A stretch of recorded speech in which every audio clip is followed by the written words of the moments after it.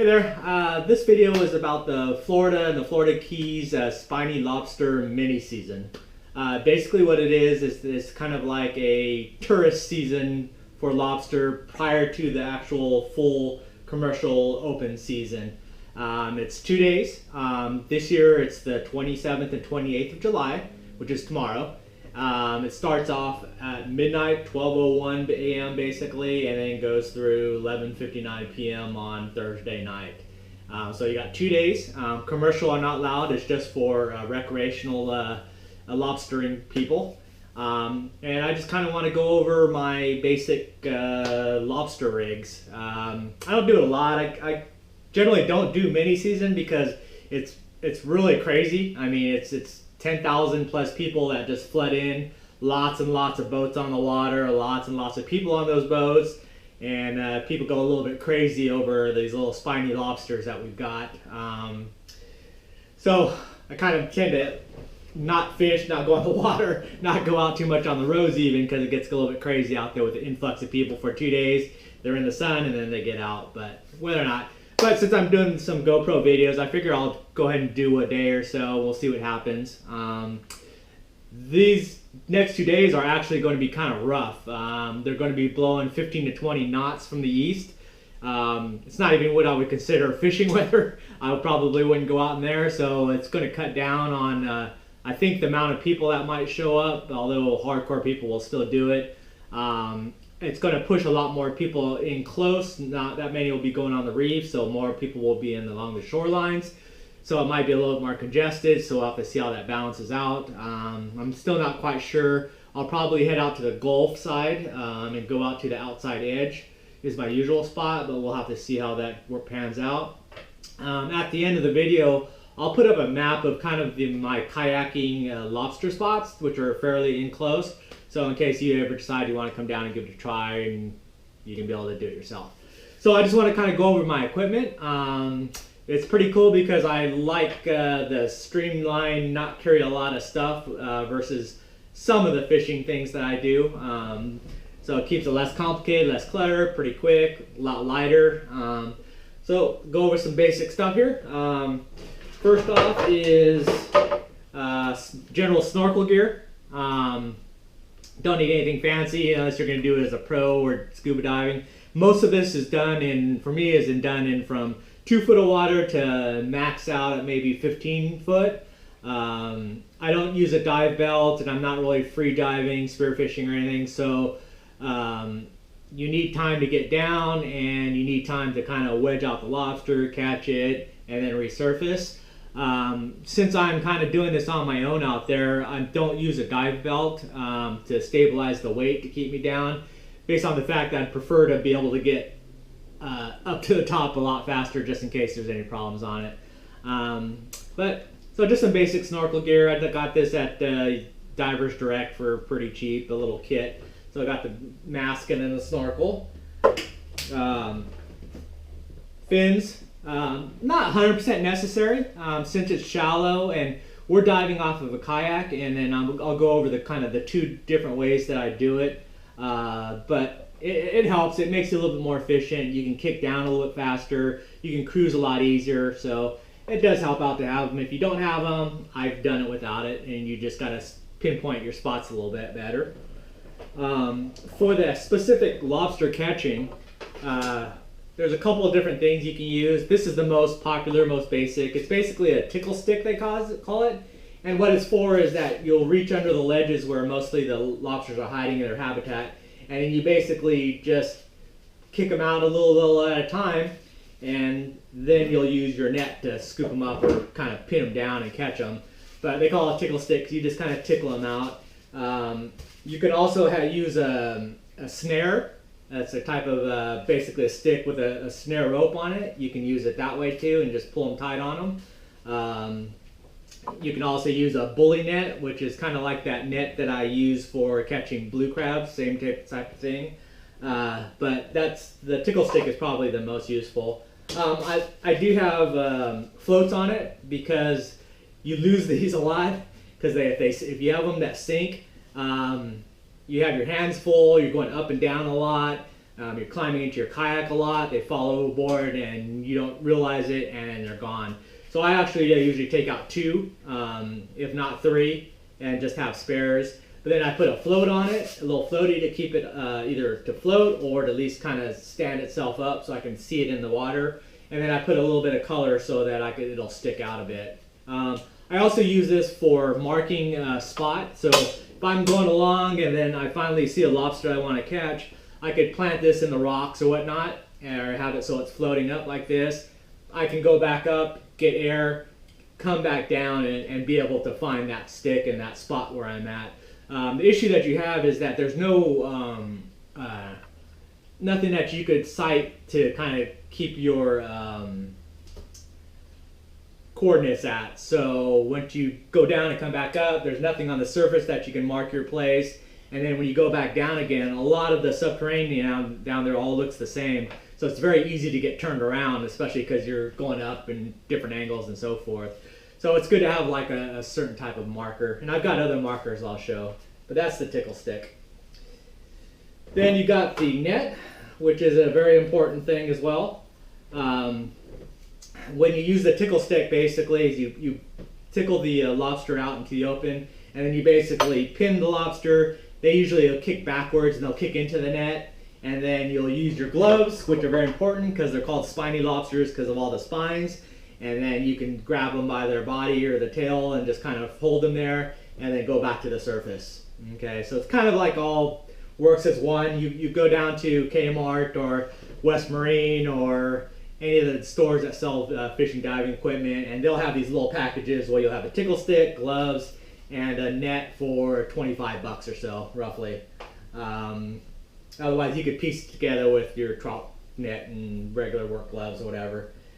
This tickle stick I actually got from Ace Hardware. It's just a solid aluminum, and then I just bent the end to make it a tickle stick.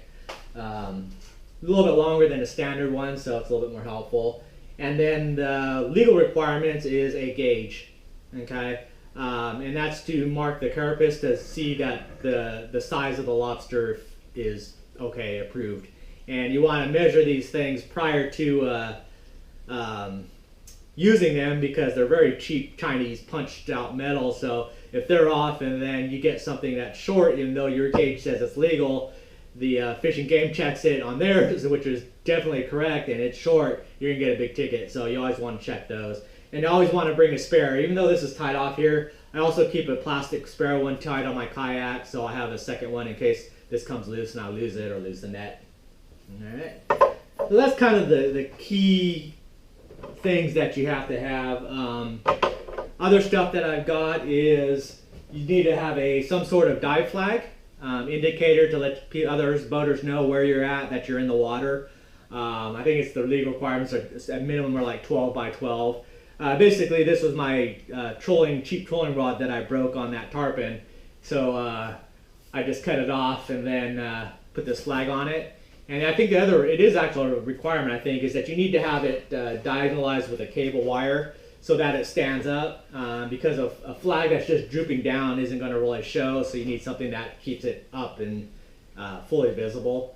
Go as big as you can get safely on your kayak or boat or whatever, because it's very important that you're seen. Like I said, there's a lot of people going nuts out there and not paying attention. They're drinking out in the sun too long, and then they're not paying attention and not looking for a single person in the water or in your kayak or whatnot. So very important there. Have a cooler or something to bring home the lobster in, keep some cold drinks, your lunch, whatnot. Always good to have a cooler. The lobsters can kick like crazy and they can escape. Okay, they are very strong. One basic muscle. It's kind of like holding on a big snake, except these things will kick really hard. And I've had them where I had this open, I put them in, and they will actually jump out of it. I wouldn't be surprised that if you just used a 5-gallon bucket that they would be able to jump out on it. So you got to have at least a large enough, or when you're putting them in there, basically kind of inch it in and then latch it shut really quickly, because like I said, they will jump out at you. So having a good cooler is good. And then my anchor system. saying is there's a couple different ways that I do it. Being on a kayak is actually another beneficial thing compared to a boat, in that once you're over a spot, you have the ability to anchor up and just be stationary and dive one spot. Or what I do is to cover ground is that I'll actually drift. Now, depending on the drift, if there's minimal or no wind, then it's manageable without anything. Your kayak's not going to get away from you. You can not anchor it, you could just dive down, do your thing, come back up, and your kayak will be there. Okay? And we're talking fairly clear water, so even when you're down in the water, you can look up and you can see your kayak's there, or if it's drifting off. Now, on the other hand, if it's windy out there, like it's going to be the next 2 days, where it's blowing 15 to 20 knots and it's choppy, you want that kayak to be stable. You don't want any surprises, because 15, 20 knot winds, you go down for a 30-second dive and come back up, your kayak's a good 1/8 of a mile away and you're in trouble. Okay, so what I've got this kind of anchor and the mushroom style anchor. And the reason why I went for the mushroom is I want twofold. One, I want to anchor up and be just locked up and be able to dive and just hit an area and just kind of radius away from that center point and hit different spots. But the second way I want to be able to do it is to drift.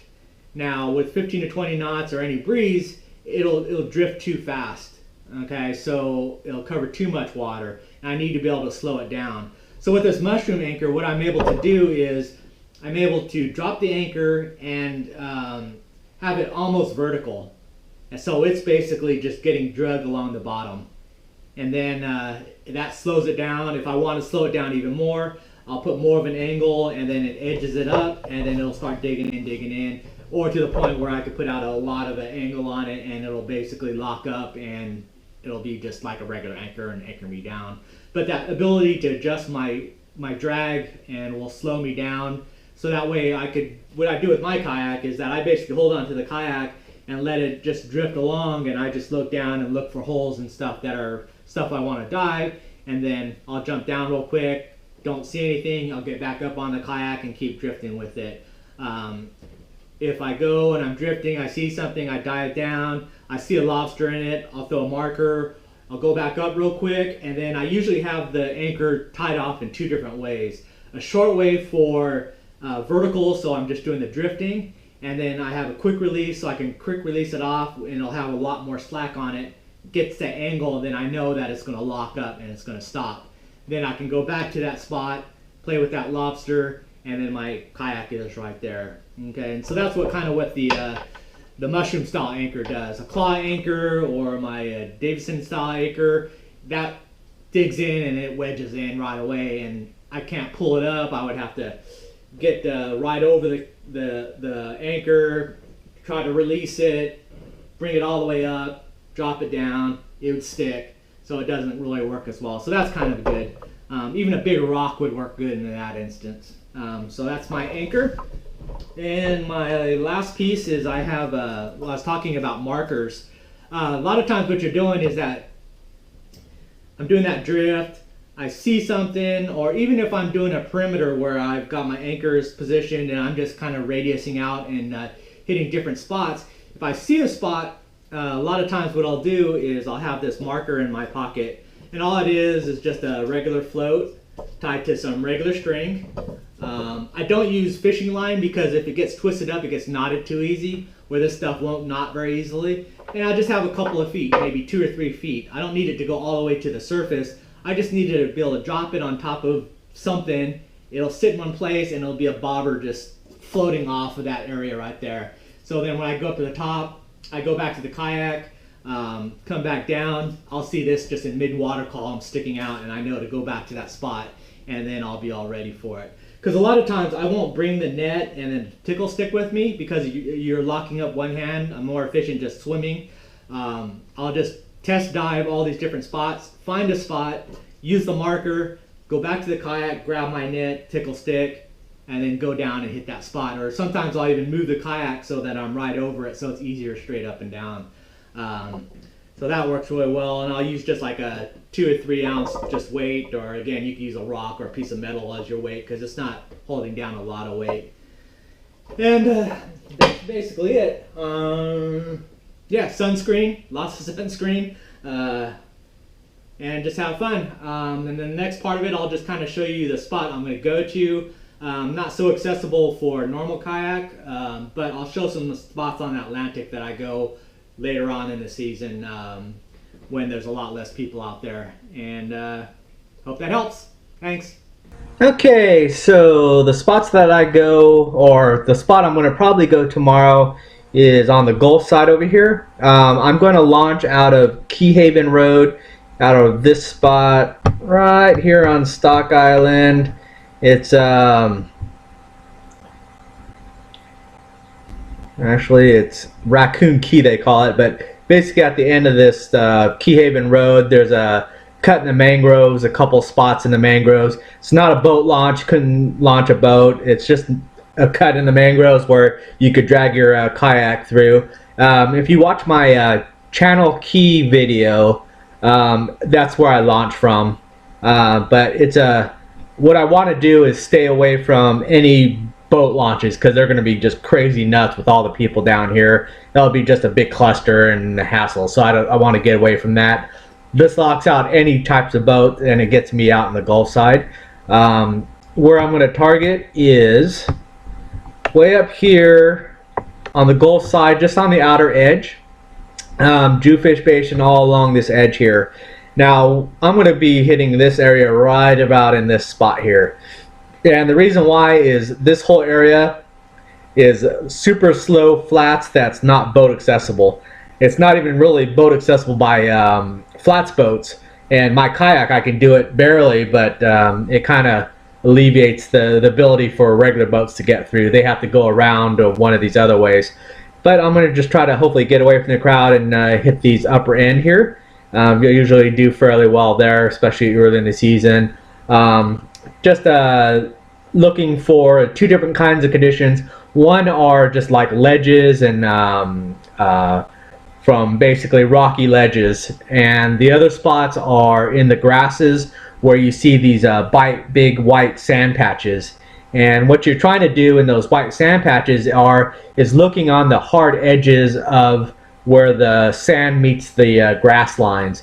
A lot of times what will happen is that the lobsters will find a deep enough edge, and then they'll burrow themselves underneath there and create a little caves, a little caverns in there, or they'll just take over another hole that another creature created. So that's also a good thing. And this area here has a good mixture of both of those. This whole Gulf side section is like that.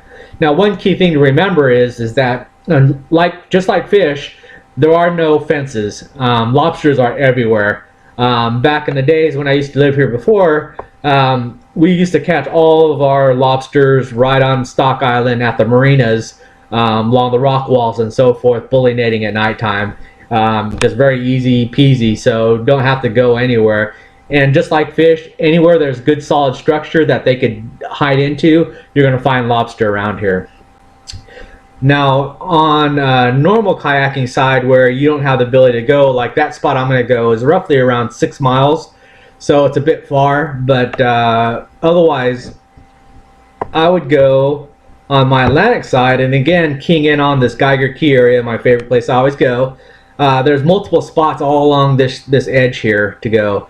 Now, the places I target, and they're actually unfortunately hit pretty hard by the boats, but you can see there's these patches, reefs, all in these spots right here, on this edges right here. Those are really good spots. There's just a ton of sea life and sea rocks and sea blooms and based in there, and tons of places for them to hide. So all these little spots right here, and they're fairly well within close. You'll see probably a dozen, if not more, boats just right inside Shark Channel here, because it's a sharp edge and they've got all this rubble built up over here. Right in front of the Geiger Key Marina, there's also patch reefs. You can kind of see all these little reef spots here. They get hit pretty quickly by the locals in the morning, but like I said, later in the season they fill back in there, so they're always worth a check and very close to the marina. Another good spot is farther on. If you go down to the Geiger Creek area and to the the beach area. I've done a couple of videos out of here and I've paddled that Geiger Creek, But what you look for in these areas are these bomb craters. I don't know if they're necessarily bomb craters, but if you see on the Google Maps, you'll see these craters. And those are in hard packed rock craters. And what's happened there is that same thing. They're eroded. They're maybe a foot, sometimes even deeper, and they've got undercuts underneath them. And lobsters will shore up underneath those. And you can see all the different spots out there, as well as if you just go a little bit farther out, and then you have this cut here where it drops off to the 20-foot ledge there for the hot channel. All these are good spots there. So a lot of places are in close there, as well as you can just cruise along along the edges here, try to find some of the cuts. Watch out for the boats, but you can do any of these edges where you might find along the mangroves where I catch my mangrove snappers. You'll also find some of the lobsters' holes in those areas there. So just a few spots to try out. Just get out there and just gotta explore. So hopefully you check it out. Thanks.